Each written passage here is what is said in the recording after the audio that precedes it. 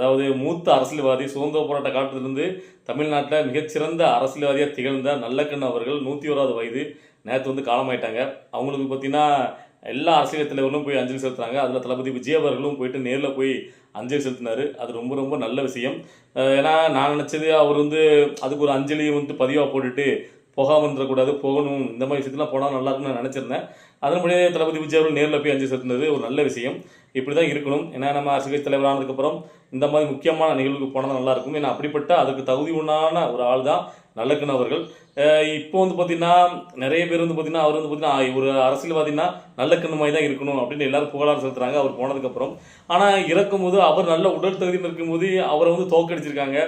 அவர் யாருமே கண்டுக்கல. எப்பவுமே நல்லவங்களை இருக்கும்போது மக்கள் கொண்டாடுறது கிடையாது.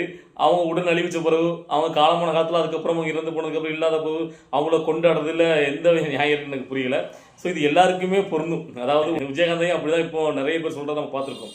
அவர் விஜயகாந்த் அவர்கள் நல்ல உடல் திடாகரத்துடன் அரசியல் பண்ணும்போது அவரை வந்து ஒரு காமெடி பீஸாக எல்லாரையும் ஊடகம் சித்தரிச்சது மக்களும் மத்தியில் பெருசாக கொண்டாடலை. ஆனால் அவருக்கு இறந்ததுக்கு அப்புறம் இல்லை, அவரை மாதிரி ஒரு மனுஷன் உண்டானு அவரை நெகட்டிவாக ஒருத்தர் கூட பேசலை. எல்லா ஊடகமும் அவரை தூக்கி வச்சு கொண்டாடுது. ஏன்னா அவர் இல்லைல்ல. ஸோ இதை ஏன் சொல்கிறேன், எதுக்கு சொல்கிறேன்னு உங்களுக்கு புரிஞ்சிருக்கும்.